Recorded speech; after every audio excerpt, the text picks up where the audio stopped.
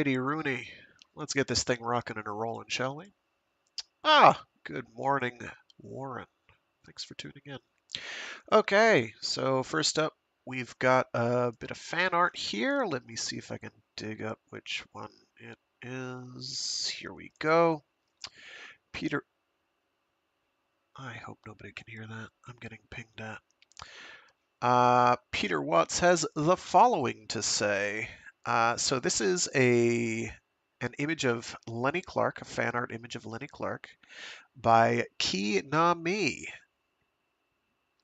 And it's recent. This is from 2021, apparently. So Peter Watts has the following to say. Lenny Clark by Ki Na Mi, another Russian artist. Of all the fan art I've seen, this comes closest to how I envisioned indoor Lenny when I was writing her. Even the eye color is spot on. There's some like live photo shoot images of a hypothetical Lenny Clark, but A, she's not blonde, and B, I don't know if they'd be okay with me showing the image of them, so I'm not doing it. There's also an actual Starfish themed photo shoot. You can see those on the website if you go to the rifters.com and then to the gallery. You can see them there. Once you get to the Rifters portion. So we'll start with that, and I've got a few more what I felt were reasonably relevant bits of fan art that I'll show throughout. So we're going to start with, I guess, the references portion and acknowledgments. That's pretty short. I'm not going to read the entire Creative Commons license. Sorry. It's a lot of legalese, and it's like, I don't know, it's actually not that long.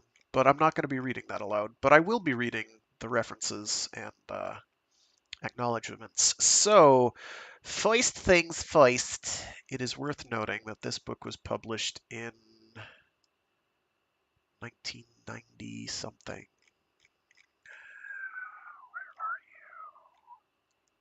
Where are you? Oh, that's right. I actually have a copy of the book sitting on my desk right here. I can look it up. It's not hard. And it doesn't have a publishing date. This says published 2000. I know that's wrong. I think that's wrong. No, maybe it is 2000, and I'm just losing my mind.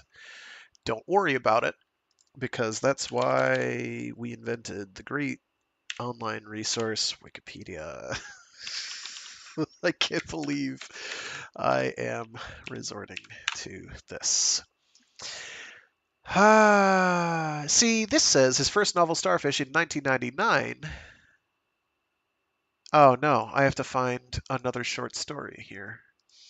Oh no. No, wait, that one's basically included in the book. I don't have to worry about it. Don't worry, it's not a great loss. Uh, no great loss here. Give me one sec. Of course, we can't do this the easy way. We gotta do this the hard way. Let's do it the hard way then. Okay. Bear with me a moment. I'm just gonna double check this. I'm 98% sure that I don't have to worry about this one. I'm 98% sure.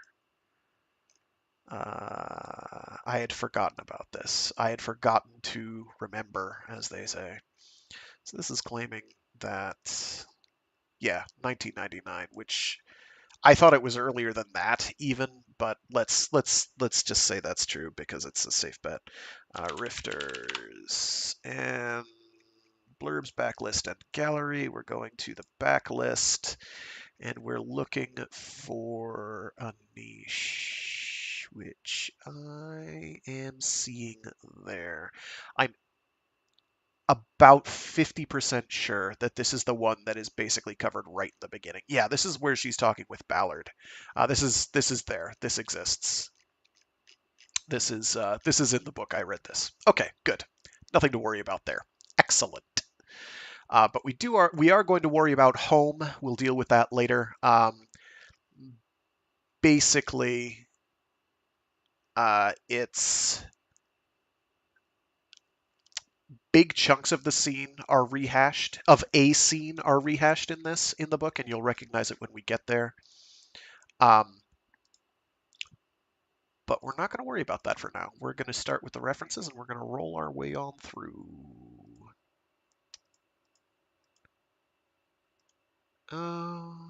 Okay.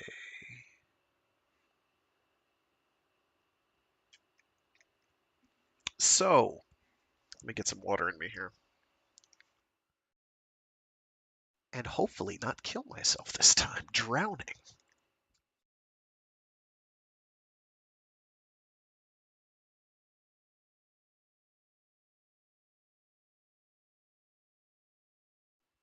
References. Actually, you might be surprised at just how much of this stuff I didn't make up. If you're interested in finding out about background details, the following references will get you started. Starfish deliberately twists some of the facts, and I've probably made 100 other errors through sheer ignorance, but that's something else this list is good for. It gives you the chance to check up on me. I'm betting most of you won't care that much. Deep water biology. The deep sea creatures I described pretty much as they exist.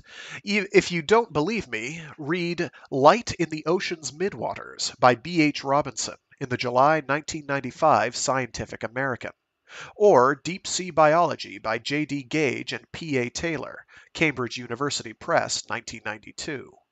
Or Abyss by C.P. Idill, Crowell Co., 1971. It's old, but it's the book that hooked me back in grade 9. Although the fish we drag up from the great depths are generally pretty small in real life, gigantism is not unheard of among some species of deep-water fish. Back in the 1930s, for example, the deep-water pioneer William Beebe claimed to have spotted a 7-foot viperfish from a bathysphere. I found lots of interesting stuff in The Sea, Ideas and Observations on Progress in the Study of the Seas, Volume 7, Deep Sea Biology. G.T. Rowe, edition 1983 from John Wiley and Sons. I think that's Ed? That might be edited. I'm not actually big on looking up textbook references. I'm not sure what the vocal terminology is. In particular, the chapter on biochemical and physiological adaptations of deep sea animals by Somero et al., as well as Biochemical Adaptation, a 1983 book from Princeton University Press, Hochachka and Somero editions, editors, sorry, got me started on deep sea physiology, the effects of high pressure on neuronal firing thresholds, and the adaptation of enzymes to high pressure temperature regimes. This is going to be fairly dry, so. Spreading zone tectonics/geology. A good layperson's introduction to the coastal geology of the Pacific Northwest, including a discussion of mid-ocean ridges such as Juan de Fuca, can be found in Cycles of Rock and Water by K.A. Brown, 1993, HarperCollins West. The quantum event of oceanic crustal accretion, impacts of diking at mid-ocean ridges. J.R. Delaney et al., Science 281, pages 222 to 230, 1998. Nicely conveys the nastiness and frequency of earthquakes and eruptions along the Juan de Fuca Rift, although it's a bit heavy on the technobabble. The idea that the Pacific Northwest is overdue for a major earthquake is reviewed in Giant Earthquakes of the Pacific Northwest by R.D. Hindman, or Hindman, it's Hyndman, Scientific American, December 1995. Four-arc deformation and great subduction earthquakes, implications for Cascadia offshore earthquake potential by McCaffrey and Goldfinger, Science, Volume 267, 1995, and Earthquakes Cannot Be Predicted, Geller et al., Science, Volume 275, 1997. Sorry, this is like really small font because the book edition I have doesn't have this printed in a way that's readable. So I'm having to read it off the online version, and it's really tiny. Discuss this issue in somewhat greater detail. I used to live quite happily in Vancouver. After reading these items, I moved to Toronto. The absolute coolest source for up-to-the-minute information on hydrothermal vents, however, is the National Oceanic and Atmospheric Administration's, NOAA's, web pages. Everything's there. Raw survey data, research schedules, live maps, three-dimension seaquake animations, and recent publications, to name but a few. Start at http://www.pmel.noaa.gov/vents and go from there. If you go onto the Rifters website and you follow the link I've included for Starfish, you'll be able to find all of this there. It's fine. It's fine. You can find it there. It's no problem. More water. Psionics/Gansfeld effects. The rudimentary telepathy I describe actually made it into peer-reviewed technical literature back in 1994. Check out Does Psi Exist? Replicable Evidence for an Anomalous Process of Information Transfer by Ben and Horner. Bem. Oh my god, I cannot tell if it's that. Is that B-E-R-N or B-E-N? Bem and Honorton. Pages 4 to 18 in volume 15 of The Psychological Bulletin. They got statistical significance and everything. Speculations on the quantum nature of human consciousness come from the books of Roger Penrose, The Emperor's New Mind, Oxford University Press, 1989, and Shadows of the Mind, Oxford, 1994. So this is where things get interesting. Smart gels. The smart gels that screw everything up were inspired by the research of Masuo Aizawa, a professor at the Tokyo Institute of Technology, profiled in the August 1992 issue of Discover magazine. At that time, he'd gotten a few neurons hooked together into the precursors of simple logic gates. I shudder to think where he's got to now. The application of neural nets navigating through complex terrain is described in Robocar by B. Davis, Discover, July 1992, which describes work being done by Charles Thorpe of, where else, Carnegie Mellon University. Behemoth. The theory that life originated in hydrothermal vents hails from a hydrothermically precipitated catalytic iron sulfide membrane as a first step towards life by M. J. Russell et al. Journal of Molecular Evolution, Volume 39, 1994. Throwaway bits on the evolution of life, including the viability of ribosomal RNA as an alternative genetic template, I cadged from The Origin of Life on Earth by L. E. Orgel, Scientific American, October 1994. Behemoth's symbiotic presence within the cells of deepwater fish steals from the work of Lynn Margulis, who first suggested that cellular organelles were once free-living organisms in their own right, an idea that went from heresy to canon in the space of about 10 years. Once I'd stuck that idea into the book, I found vindication in Parasites Shed Light on Cellular Evolution. G. Vogel, Science 275, page 1422 in 1997. And Thanks to a Parasite, Asexual Reproduction Catches On by M. Enserink. M. Enserink. First letter M and then last name is Enserink. Science 275, page 1743 in 1997. And Sexual Abuse as an Addictive Stimulus. I first encountered the idea that chronic abuse could be physiologically addictive in Psychological Trauma. B. van der Kolk, editor, American Psychiatric Press of 1987.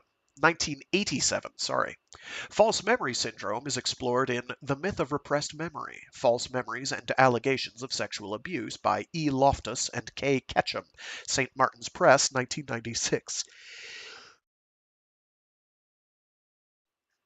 And that is the references. So here's acknowledgments. That's relatively short. Acknowledgments. I put all these words together myself. However, I shamelessly exploited anyone I could put them together Anyone I... Wow, okay. I know how to read. Definitely. Give me a sec here. I'm losing it. I put all these words together myself. However, I shamelessly exploited anyone I could to put them together properly. At the start, Starfish began as a short story. Barbara McGregor and Nancy Butler, formerly of the University of British Columbia, critiqued early drafts of that story. At the end, David Hartwell bought the manuscript. He and Jim Mintz edited it. Of course, they have my gratitude, but I hope their reward extends beyond such cheap verbiage. I hope Starfish sells well and makes us all lots of money. The copy you're holding is a start. Why not pick up others and hand them out to Jehovah's Witnesses at street corners? In between, Glenn Grant took it upon himself to approach David Hartwell on my behalf when I was too chicken shit to do it myself. Major David Buck of the New Zealand Army gave me the benefit of his expertise on explosives, nuclear and otherwise. I was a bit disturbed to learn just how much thought some people have put into the effects of nuclear explosions on the seabed. When I wanted to check out the geology of spreading and earthquake zones, I posted a question to a couple of geological Usenet groups in lieu of actual research. This netted me a lot of advice from people I've never met and probably never will. Ellen Beltz, Hayden Chasteen, Joe Davis, Keith Morrison, and Carl Schaefer gave me pointers and references on volcanism, plate tectonics, and, in one case, the length of time it would take a nuclear submarine to get shot zit-like from the mouth of an active volcano after being swallowed into a deep-sea subduction zone. John Stockwell of the Center for Wave Phenomena, Colorado School of Mines, was especially forthcoming, sharing formulae and tables that described earthquakes in nice, graspable Hiroshima equivalents. I'm tempted to never do my own research again. I'm also tempted to blame all these nice people for any technical mistakes you find in the following document, but of course I can't. It's my book. I guess that means they're my mistakes, too. I guess ordinarily you'd read acknowledgments at the beginning. Oops. Okay, so with that, that is Starfish, everything that would be included in the volume itself. So that's cool. Hope people liked it, because now we're moving on to more side material. And with that, we're going to swap to a new image. Which image are we image moving to? Oh yeah, why not? Ken Lubin. He wasn't very relevant this book, but that will change. Oh, buddy, will it? Yeah, there we go. Ken Lubin. So this piece of art is by... Let me find the thing.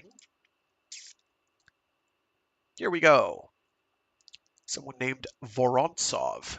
They illustrated it in 2015. Peter Watts says, Ken Lubin. Don't know much about the artist, except that his online name is Peter Vorontsov, and he seems to be Russian. Of course. Something you'll come to learn is that for whatever reason, Eastern Europeans absolutely love Peter Watts's work. I don't know why. I can make a few guesses, but man, they really do. And they make some great, great art for it. Like there's some great art for Blind Sight that is all from like Russia and Poland. It's absolutely phenomenal. I shared a I barely shared any of it. I wish I'd shared more. There's some really good stuff out there. So that's Ken Lubin. And it looks like Ken Lubin. That's about what I imagine in my head. Okay, so next up is Home, which is a short story. You'll recognize part of it. It's a little 3D CGI'd image that Peter Watts cobbled together himself that I can't easily get on here, I don't think, because it's microscopic. So you'll just have to go onto the link that I've included for Home in the stream description, and you'll see it there. All right, so this is going to be a bit longer, and then we have something a bit longer even than that. And I forgot the link to the actual scientific article. Oh no! That's fine.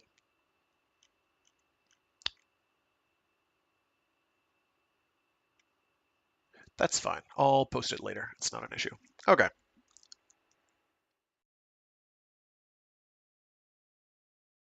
Before we get cracking, Peter Watts has the following to say about home. This is a nifty little piece, albeit nothing new to those familiar with Starfish. It started life as a coda to that book, ultimately discarded except for a paragraph or two that ended up elsewhere in the plot. But it's a creepy enough tale in its own right, and stands on its own, and it might even make the point better than the original A Niche did. It certainly does so more efficiently. Smaller cast, fewer words, less plot. Ultimately, it came out in On Spec in the summer of 1999, coinciding with Starfish's initial release. This is also the only story to date that I've illustrated myself, although OS never used the illustration.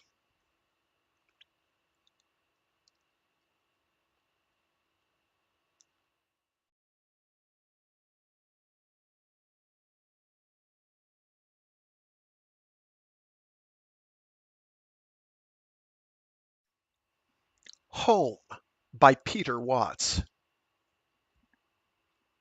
It has forgotten what it was. Not that matters down here. What good is a name when there's nothing around to use it? This one doesn't remember where it came from. It doesn't remember the murky twilight of the North Pacific Drift. Oh no, I have the wrong image up. I'm so sorry. I had plans, and I muffed it. Give me a sec.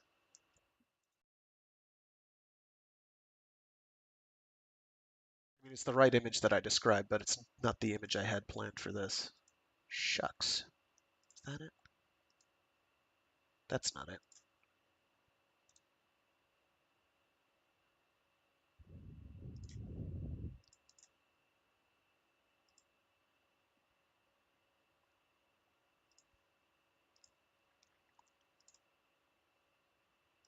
There we go.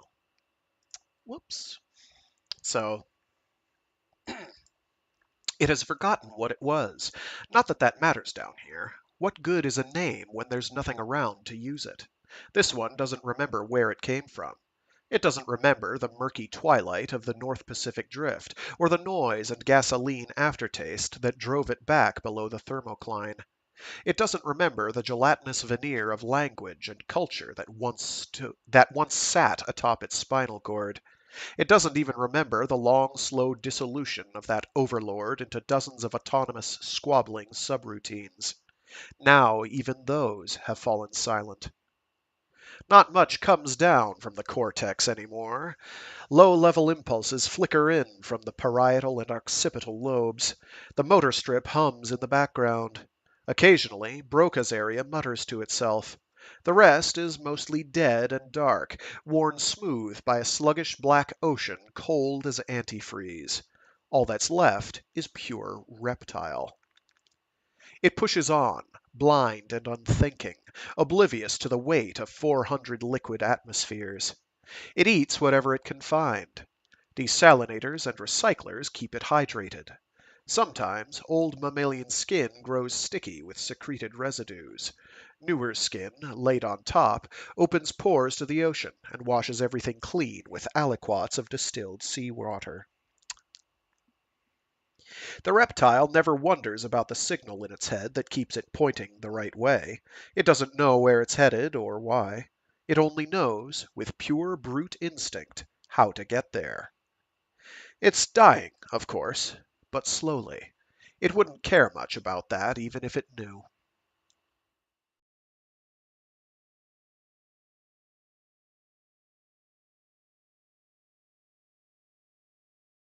Probably finding this somewhat familiar, that will continue. Now something is tapping on its insides. Infinitesimal, precisely spaced shockwaves are marching in from somewhere ahead and drumming against the machinery in its chest. The reptile doesn't recognize the sound. It's not the intermittent grumble of conshelf and seabed pushing against each other. It's not the low-frequency ATOC pulses that echo dimly past en route to the bearing. It's a pinging noise. Metallic, Broca's area murmurs, although it doesn't know what that means. Abruptly, the sound intensifies. The reptile is blinded by sudden starbursts. It blinks, a vestigial act from a time it doesn't remember. The caps on its eyes darken automatically. The pupils beneath, hamstrung by the speed of reflex, squeeze to pinpoints a few seconds later. A copper beacon glares out from the darkness ahead. Too coarse, too steady, far brighter than the bioluminescent embers that sometimes light the way. Those, at least, are dim enough to see by. The reptile's augmented eyes can boost even the faint twinkle of deep-water fish and turn it into something resembling twilight. But this new light turns the rest of the world stark black. Light is never this bright, not since... From the cortex, a shiver of recognition. It floats motionless, hesitating. It's almost aware of faint, urgent voices from somewhere nearby. But it's been following the same course for as long as it can remember, and that course points only one way. It sinks to the bottom, stirring a muddy cloud as it touches down. It crawls forward along the ocean floor. The beacon shines down from several meters above the seabed. At closer range, it resolves into a string of smaller lights, stretched in an arc, like photophores on the flank of some enormous fish. Broca sends down more noise. Sodium floods. The reptile burrows on through the water, panning its face from side to side. And freezes, suddenly fearful. Something huge looms behind the lights, floating gray against black. It hangs above the seabed like a great smooth boulder, impossibly buoyant, encircled by lights at its equator. Striated filaments connect it to the bottom. Something else changes. It takes a moment for the reptile to realize what's happened. The drumming against its chest has stopped. It glances nervously from shadow to light, light to shadow. You are approaching Link Station, Aleutian Geothermal Array. We're glad you've come back. The reptile shoots back into the darkness, mud billowing behind it. It retreats a good 20 meters before a dim realization sinks in. Broca's area knows those sounds. It doesn't understand them. Broca's never much good at anything but mimicry, but it has heard something like them before. The reptile feels an unaccustomed twitch. It's been a long time since curiosity was any use. It turns and faces back from where it fled. Distance has smeared the lights into a diffuse, dull glow. A faint staccato rhythm vibrates in its chest. The reptile edges back towards the beacon. One light divides again into many. That dim, ominous outline still lurks behind them. Once more, the rhythm falls silent at the reptile's approach. The strange object looms overhead in its girdle of light. It's smooth in some places, pockmarked in others. Precise rows of circular bumps, sharp-angled protuberances, appear at closer range. You are approaching Link Station, Aleutian Geothermal Array. We're glad you've come back. The reptile flinches, but stays on course this time. We can't get a definite ID from your sonar profile. The sound fills the ocean. You might be Deborah Linden. Deborah Linden. Please respond if you are Deborah Linden. Deborah Linden. That brings memory. Something with 4 familiar limbs, but standing upright, moving against gravity and bright light, and making strange, harsh sounds. Laughter. Please respond. It shakes its head, not knowing why. If you are Deborah Linden. Judy Carrico, says something else very close. Deborah Linden, if you can't speak, please wave your arms. The lights overhead cast a bright scalloped circle on the ocean floor. There on the mud rests a box, large enough to crawl into. 2 green pinpoints sparkle from a panel on one of its sides. Please enter the emergency shelter beneath the station. It contains food and medical facilities. One end of the box gapes open. Delicate jointed things can be seen folded up inside, hiding in shadow. Everything is automatic. Enter the shelter and you'll be all right. A rescue team is on the way. Automatic. That noise, too, sticks out from the others. Automatic almost means something. It has personal relevance. The reptile looks back up at the thing that's hanging overhead like a fist. Like a fist. The underside of the sphere is a cool, shadowy refuge. The equatorial lights can't reach all the way around its convex surface. In the overlapping shadows on the South Pole, something shimmers enticingly. The reptile pushes up off the bottom, raising another cloud. Deborah Linden, the station is locked for your own protection. It glides into the cone of shadow beneath the object and sees a bright, shiny disk a meter across, facing down, held inside a circular rim. The reptile looks up into it. Something looks back. Startled, the reptile twists down and away. The disk writhes in the sudden turbulence. A bubble. That's all it is. A pocket of gas trapped underneath the airlock. The reptile stops. It knows that word. It even understands it somehow. Broca's not alone anymore. Something else is reaching out from the temporal lobe and tapping in. Something up there actually knows what Broca is talking about. Please enter the emergency shelter beneath the station. Still nervous, the reptile returns to the airlock. The air pocket shines silver in the reflected light. A black wraith moves into view within it, almost featureless except for two empty white spaces where eyes should be. It reaches out to meet the reptile's outstretched hand. Two sets of fingertips touch, fuse, disappear. One arm is grafted onto its own reflection at the wrist. Fingers, on the other side of the looking glass, touch metal. Locked for your own protection. Deborah Linden. It pulls back its hand, fascinated. Inside, forgotten parts are stirring. Other parts, more familiar, try to send them away.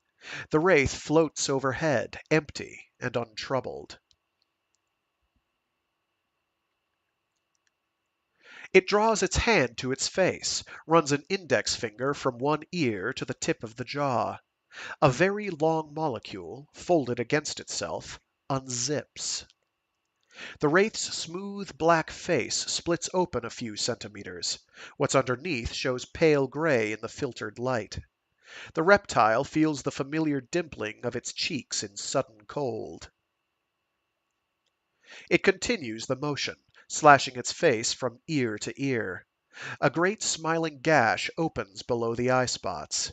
Unzipped, a flap of black membrane floats under its chin, anchored at the throat. There's a pucker in the center of the skinned area. The reptile moves its jaw. The pucker opens. By now, most of its teeth are gone. It swallowed some, spat out others if they came loose when its face was unsealed. No matter. Most of the things it eats these days are even softer than it is. When the occasional mollusk or echinoderm proves too tough or too large to swallow whole, there are always hands. Thumbs still oppose. But this is the first time it's actually seen that gaping, toothless ruin where a mouth used to be. It knows this isn't right, somehow. Everything is automatic. A sudden muffled buzz cuts into the noise, then fades. Welcome silence returns for a moment. Then different sounds, quieter than before, almost hushed.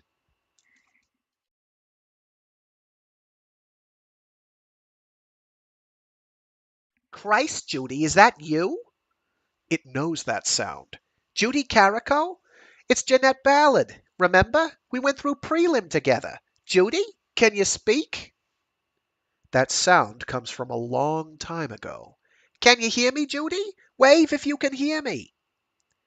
Back when this one was part of something larger. Not an it and all then, but the machine didn't recognize you, you know? It was only programmed for locals. She. Clusters of neurons, long dormant, sparkle in the darkness. Old, forgotten subsystems stutter and reboot. I. You've come. My God, Judy, do you know where you are? You went missing off Wanda Fuca. You've come over 3,000 kilometers. It knows my name. She can barely think over the sudden murmuring in her head. Judy, it's me, Jeanette. God, Judy, how did you last this long? She can't answer. She's just barely starting to understand the question. There are parts of her still asleep, parts that won't talk, still other parts completely washed away. She doesn't remember why she never gets thirsty. She's forgotten the tidal rush of human breath. Once, for a little while, she knew words like photoamplification and myoelectric. They were nonsense to her even then. She shakes her head, trying to clear it. The new parts, no, the old parts, the very old parts that went away and now they've come back and won't shut the fuck up, are all clamoring for attention. She reaches into the bubble again, past her own reflection. Once again, the ventral airlock pushes back. Judy, you can't get into the station. No one's there. Everything's automated now. Oh, they're outside. Never mind.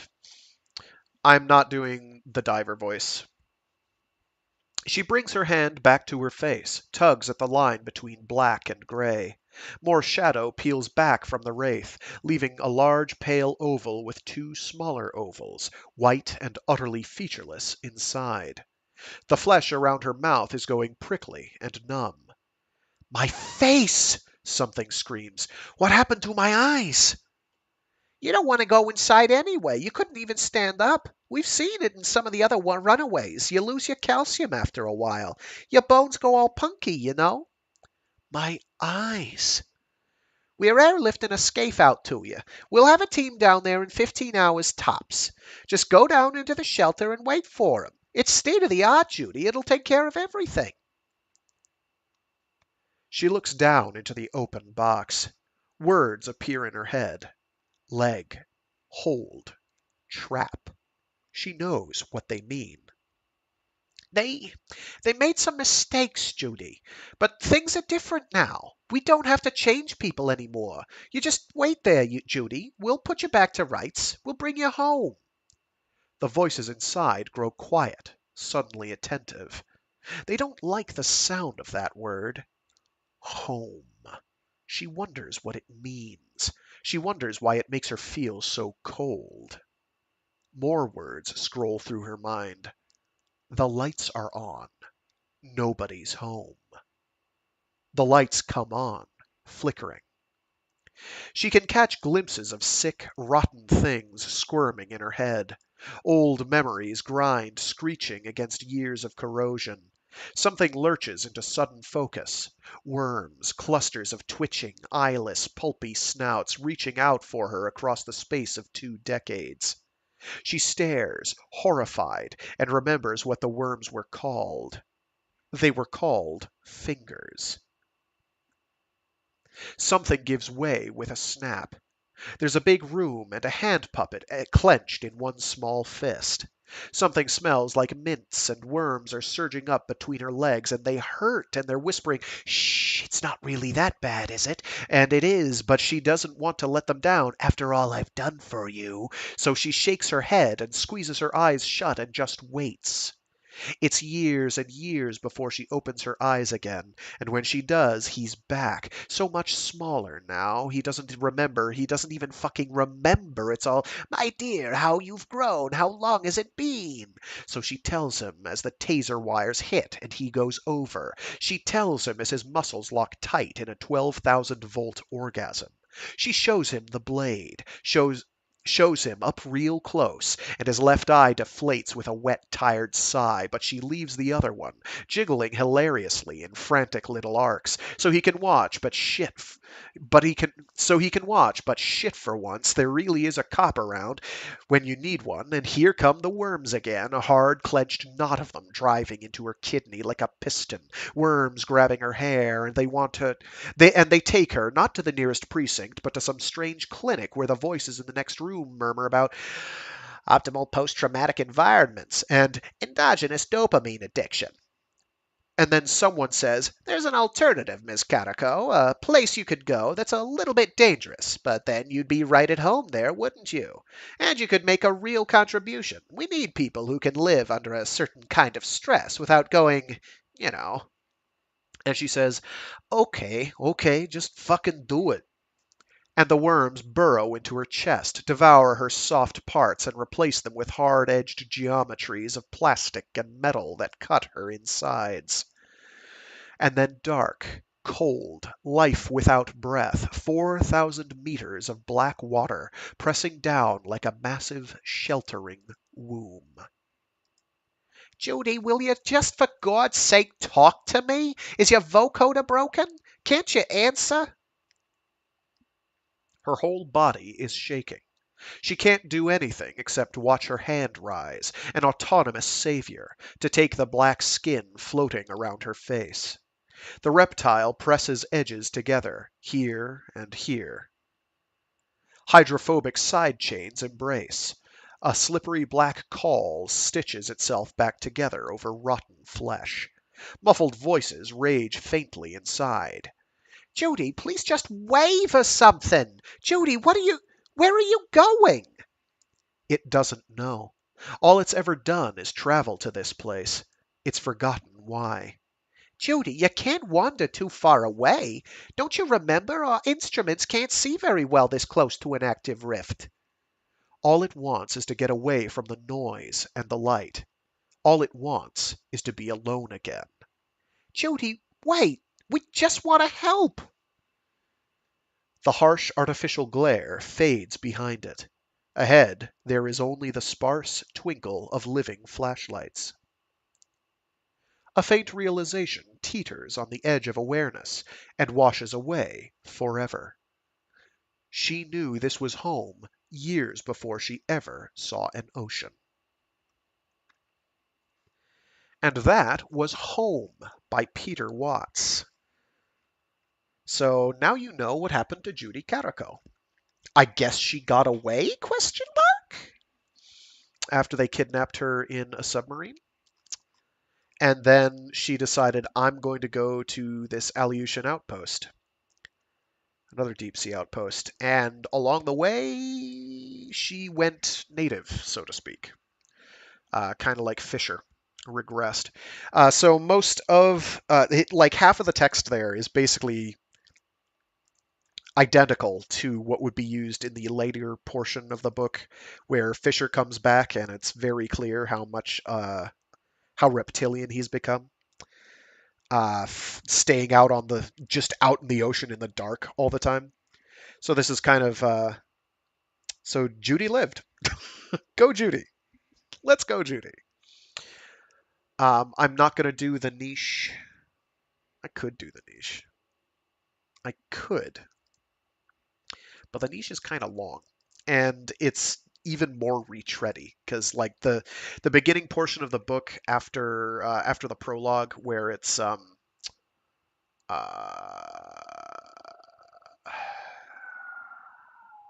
Clark and Ballard together. That's basically 1-to-1. That's what niche is. It's actually a bit cleaned up in the book. There might be some additional verbiage in niche that isn't there, but it's insignificant. It's basically the same point is being made there as the equivalent portion in the book. Okay. Let's see. There was one more image I wanted to use here. Where did you go? Do do do do do do do do do do do do do do do do. I saw it here somewhere and I lost it. Where did you go?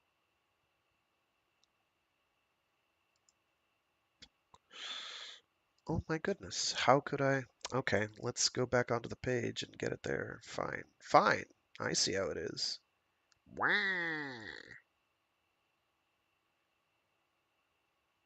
Oh, there we go.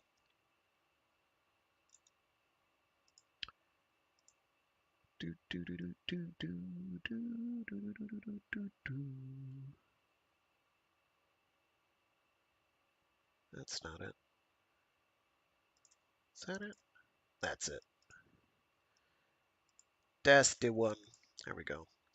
I don't think I've shown that one before. So this one is by Marek Paterczyk. Paterczyk. CZYK. Looks Polish, I think. From 2017.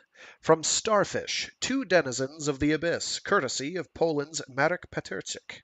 I love this, says Peter Watts. And I think it looks really cool too. I might have actually shown this one before.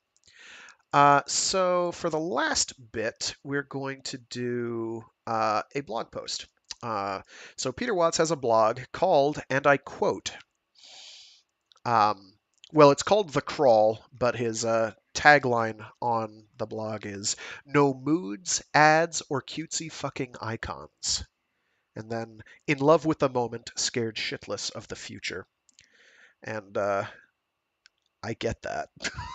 I get that all over the place. Okay, where did I put? So he goes some interesting places with this. So this is ties directly into the head cheeses, the smart gels, because apparently some absolute genius decided it would be a good idea to basically build one. They're real. Is this it from Neuron? Yes. Okay. Let me. I'm pretty sure this is it. Yep. Yep. Yep. Yep. Yep. Yep. Yep. Yep. Yep. This is the one. So this is his interpretation of the article I'm about to post in chat right here. Pop if that comes across. Wow, I think I might have just crashed something. Nice. I just crashed my chat. Cool. Give me a minute. Very cool. Oh, it did not like that. Oh boy. I don't even remember my login. Oh shoot. Give me a sec.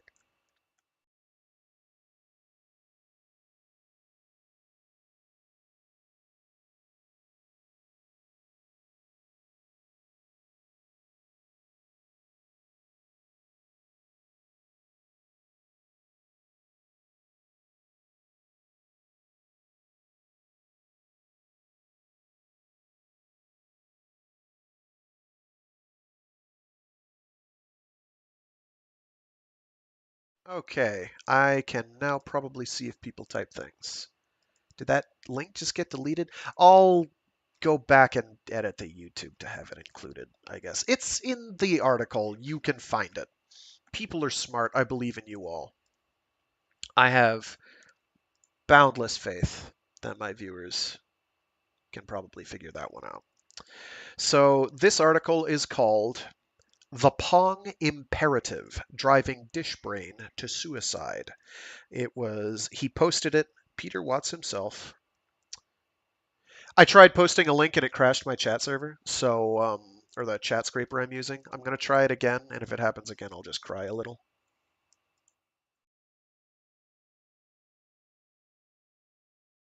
Okay, that part didn't crash. Let's try this again. Okay, it didn't crash. Nice. All right, there's the link. I posted it in the chat. When it comes through, it comes through. So that is so in my stream description, I've got a link to the article. Should be in there.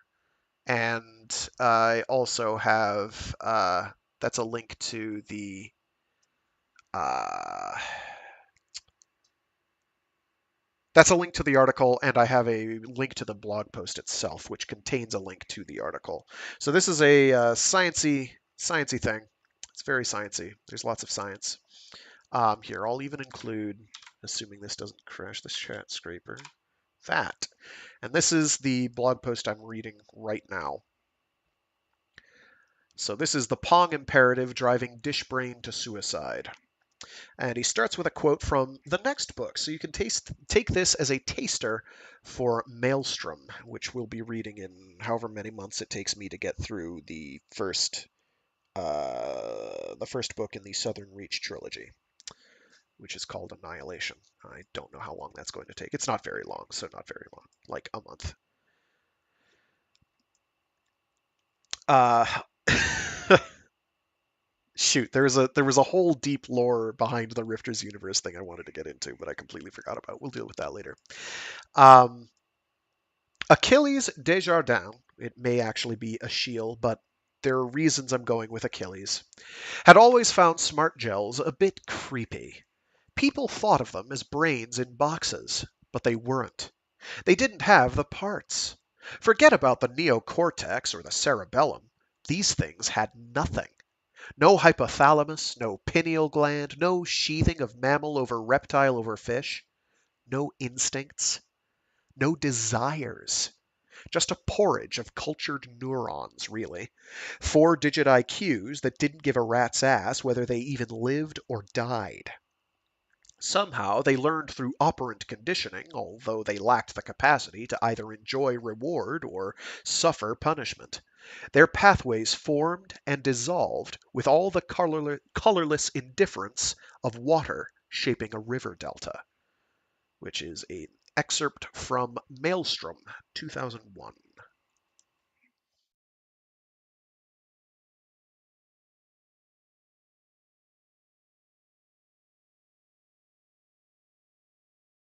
There's an obvious contradiction in those last two sentences.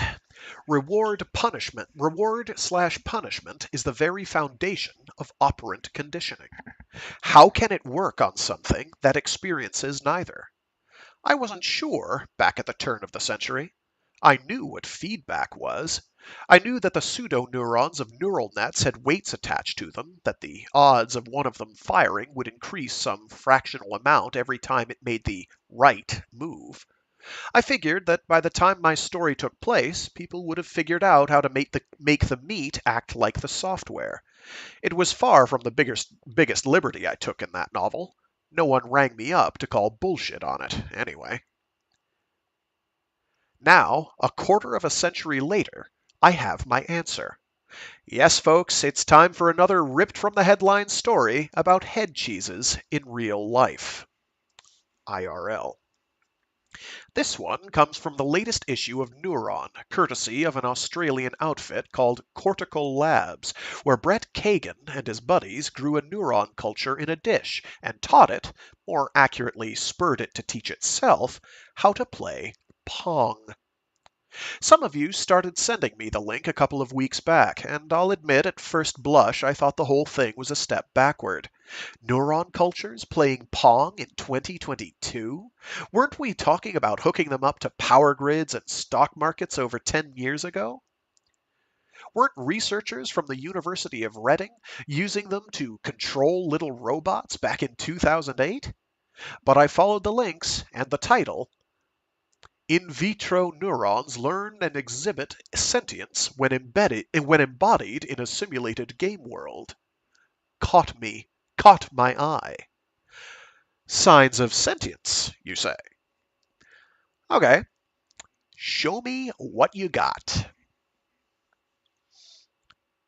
What they've got, as it turns out, is a nifty little proof of principle in support of the free energy minimization model I was chewing over last April. There's a link he's got there.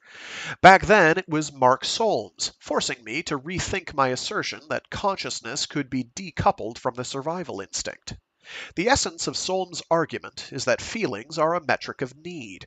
You don't have needs unless you have an agenda, i.e., survival, and you can't feel feelings without being subjectively aware of them, i.e., conscious. I wasn't fully convinced, but I was shaken free of certain suppositions I'd encrusted around myself over a couple of decades. If Solms was right, I realized, consciousness wasn't independent of survival drives, it was a manifestation of them. But the fundamental point that ties this school of thought together is right there in the name: free energy minimization. Self-organizing complex systems are just plain lazy, according to FEM. They aspire to low energy states. If they're the kind of system that acts in response to input from an external environment, the way to keep things chill is to keep them predictable. Know exactly what's coming, know exactly how to react, live on autopilot. Surprise is anathema. Surprise means the environment isn't doing what you expect. You have two choices when that happens. Either rejig your predictive model to conform with the new observed reality, or act on that observed reality in a way that brings it more into line with your predictions. If you're a weather simulation, you might update your correlations relating barometric pressure and precipitation. If you're an earthworm, you might move away from an unpleasant stimulus that's pushing you out of homeostasis. In each case, you want to minimize energy costs, and that means minimizing the difference between what you expect to happen and what actually does. Consciousness exists in the space between those two things. The wider the difference, the greater the surprise, the more conscious the response. Conversely, the more accurate your model, the lower the informational entropy and less awake you are. And there is a footnote here. Let me scroll all the way to the end. Footnote 1. This relationship, by the way, inspired me to write a story about hive minds and all the catastrophic things that are bound to go wrong if Neuralink works the way Elon Musk wants it to. I'm told that story has caught the eye of one of Neuralink's co-founders, which is especially remarkable given that it hasn't been published yet. Scrolling on back.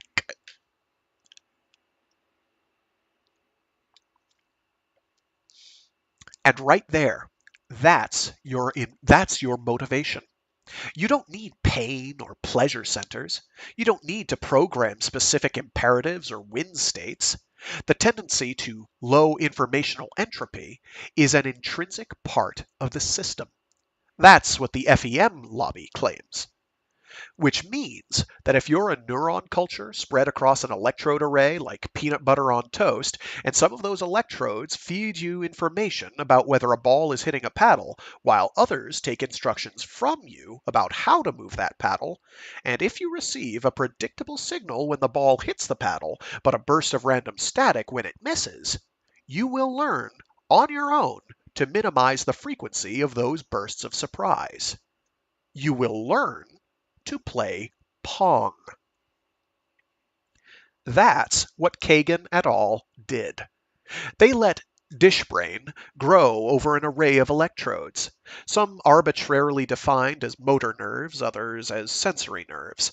The sensories sent signals corresponding to paddle/ball dynamics. The motors received commands on paddle motion. Kagan et al. Set Pong in motion, shocked or stroked Dishbrain as appropriate, and waited. Dishbrain figured it out in 5 minutes. Well, sort of. The paddle intercepted the ball significantly more often than random chance would predict. That's not to say it ever became a black belt at Pong.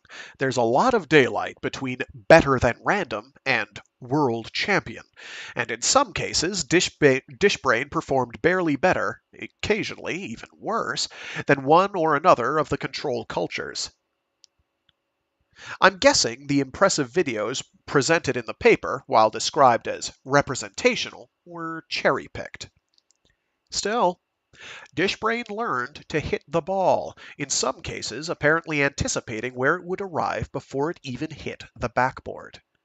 A puddle of neurons, finding itself in a virtual game environment with unknown rules, without even so much as the maximize score instruction granted to that StarCraft beating headline grabbing DeepMind you've read about, organized itself on the fly to act in a way that minimized unpredictable input. Score 1 for FEM. As for the claim that Dishbrain is sentient, predictably, it's proven controversial.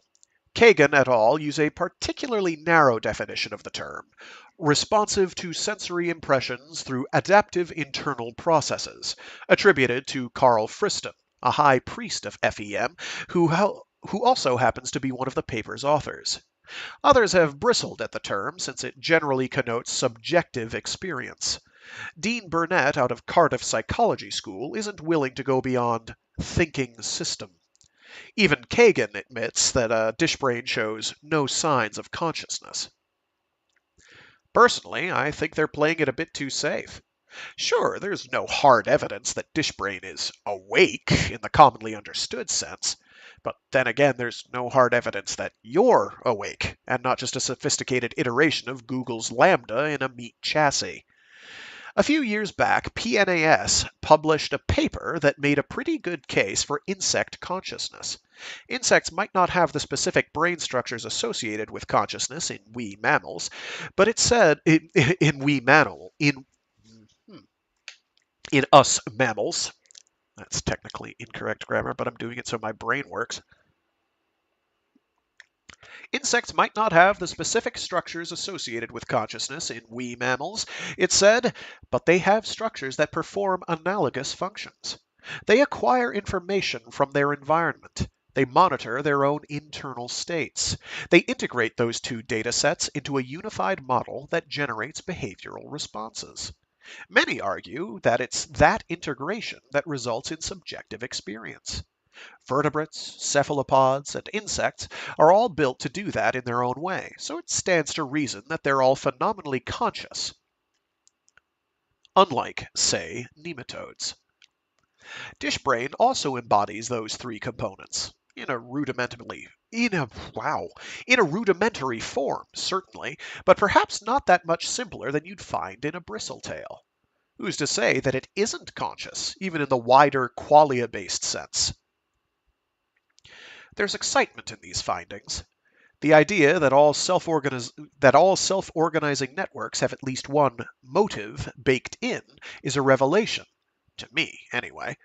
But that's the beginning of inspiration, not the end.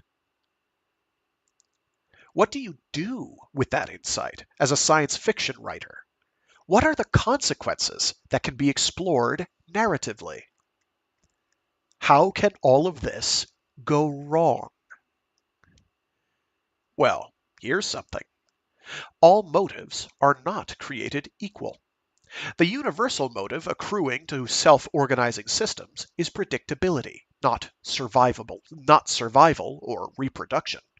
So, take Dishbrain. Take a head cheese.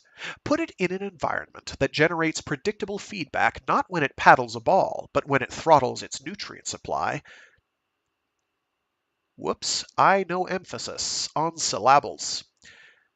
Put it in an environment that generates predictable feedback not when it paddles a ball, but when it throttles its nutrient supply, or otherwise degrades its own integrity. Reward it for self-harm. Watch it commit suicide. What might that look like if you scaled it up to a human brain? We may not even have to speculate. There are people out there who serve, if not as real-world examples, at least serve as real-world analogs.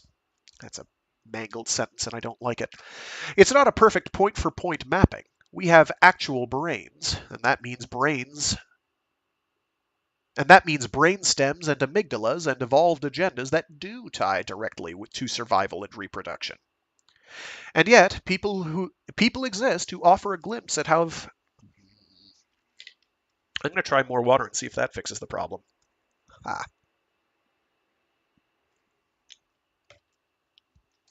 We may not even have to speculate. There are people out there who serve, if not as real-world examples, at least serve as real-world analogs. I don't like that sentence still. Oh wait, we read that all right. We all read that already. And yet people exist who offer a glimpse of how such a hack might manifest. People who do seek to physically compromise themselves.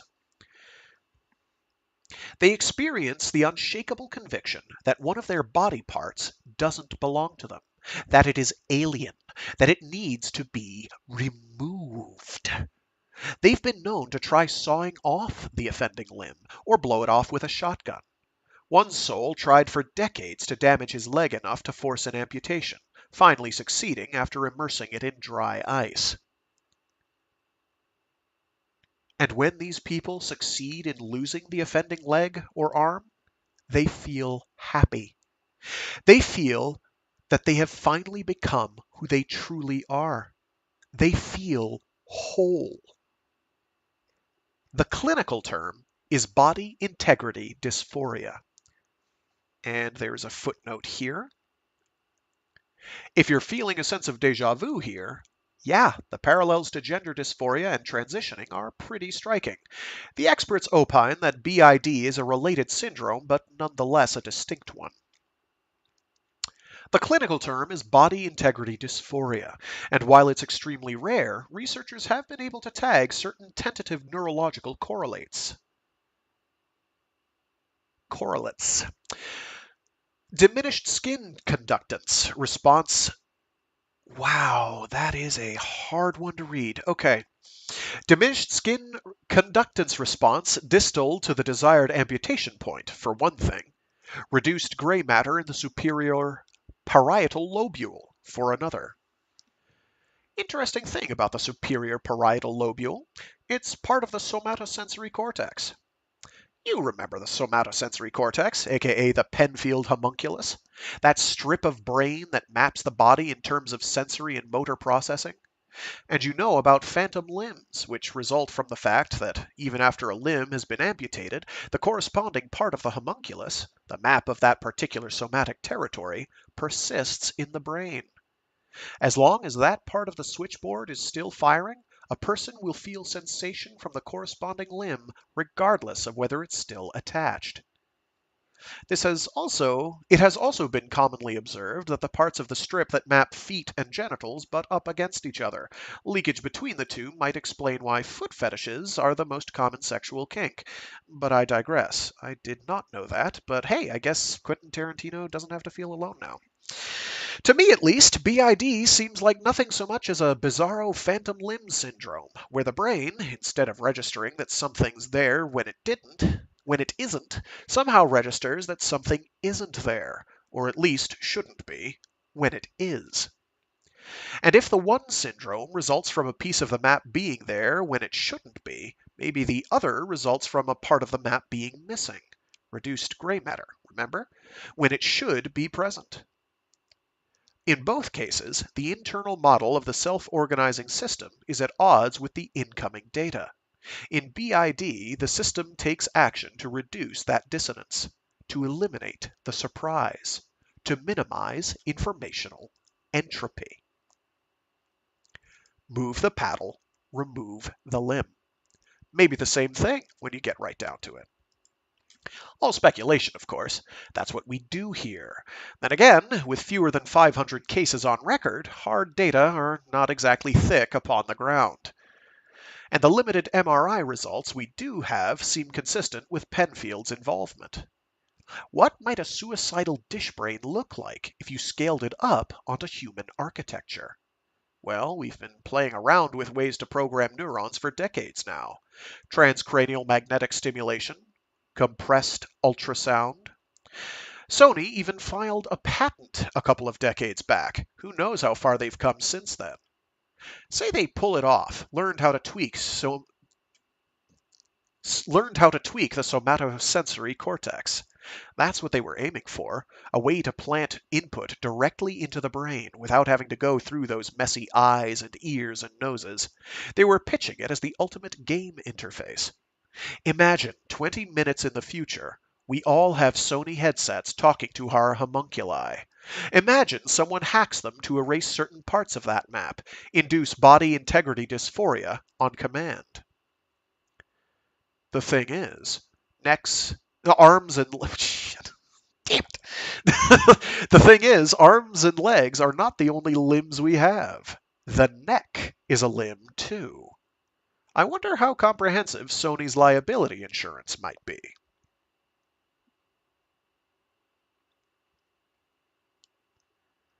And that's it. There's he does keep a comment section open, and some of the comments there go into some interesting territory uh, related to group behavior uh,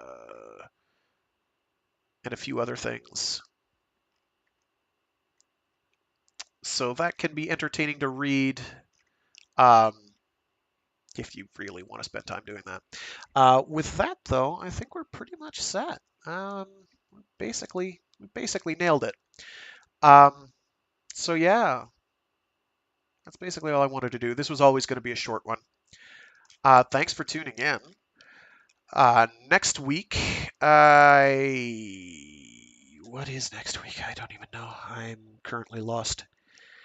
Next week might be a short story week. We'll see. We'll see how I'm doing. We'll see what my time looks like. Because I don't know. Right now, it's everything is everything right now. So we're not going to think about it at the moment. So it'll be either short stories or I'll actually honestly get started on Annihilation by Jeff Vandermeer. We'll see. That's going to be interesting. I'm excited for that because it's my first time really doing prosy prose, or something that could be reasonably called prosaic. I guess technically any written form is technically prosaic. Disregard, you know? Um, Something a bit more artsy. I can tell you from experience, do not expect things to make a whole lot of sense. Particularly in the first book, just stuff happens and you just kind of have to roll with it and be like, well, this is nice. And then the second book, stuff happens and you just kind of have to roll with it. Some answers are questioned and some questions are answered, but not most. And then the third book is like, here's like some answers, and then all of those open up new questions of, wait a minute, but what does that mean though? What does this mean?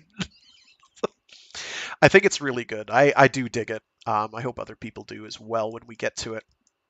So right now, the current plan is basically trading off between Peter Watts Rifter's books and the Southern Reach trilogy.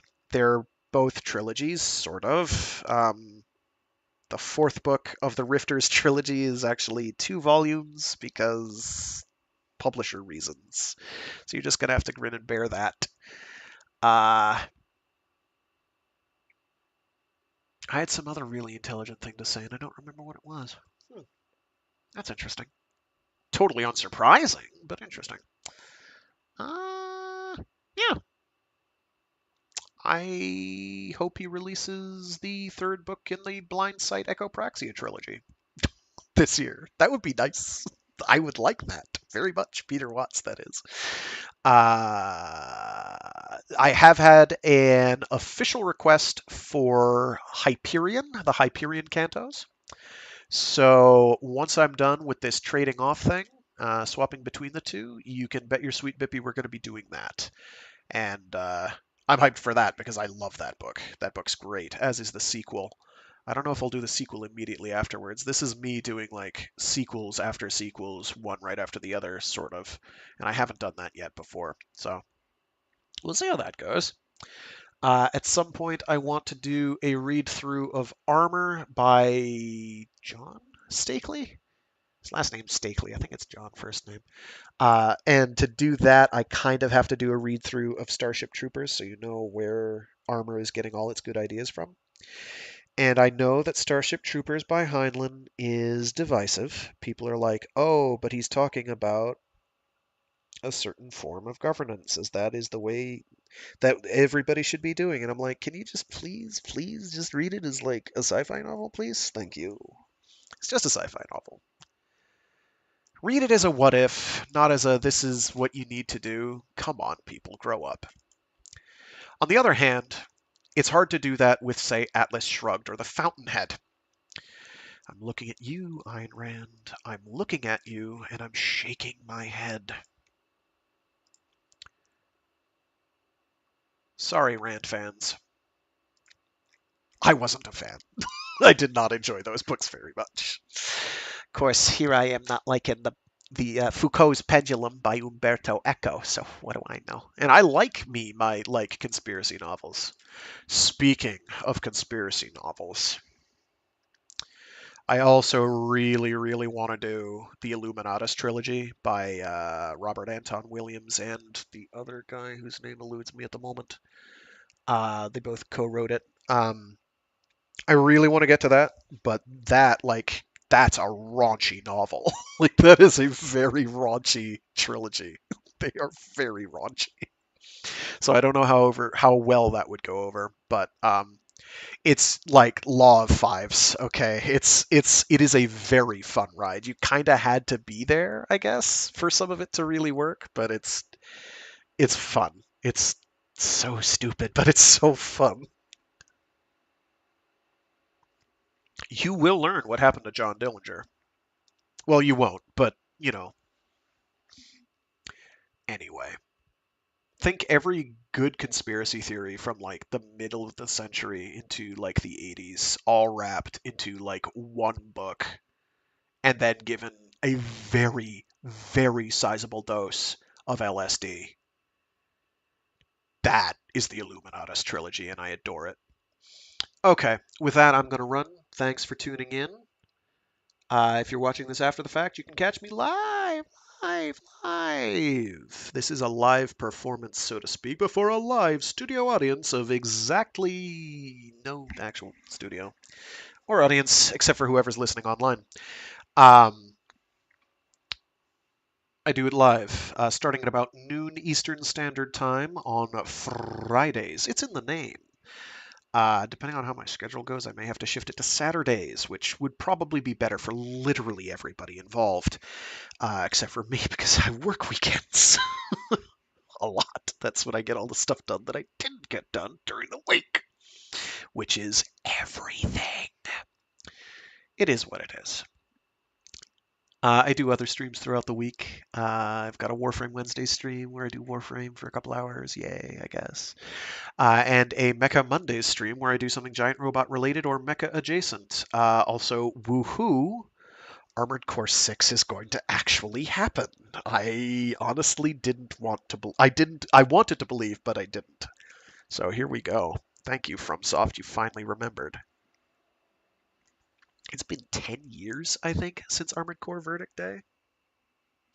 Absolutely ridiculous how much time has passed since the last Armored Core installment. Whatever. So that's sometime next year. But yeah, thanks for tuning in. Stay safe, stay sane. Don't let the pressure of the undersea vent get to you. And be decent to each other if you can possibly manage it. There may be some additional side material for the Area X trilogy / Southern Reach trilogy. I will try to find the website for that and get it hooked in for everybody who wants that. Southern Reach Trilogy.com, I think, is it? Maybe. No, that's not it. Whatever. I'll find it. It's out there. Anyway, see you all later. Have a good one. Bye.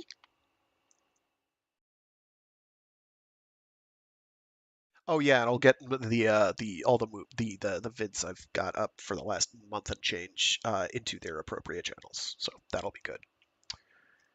See y'all later. Bye.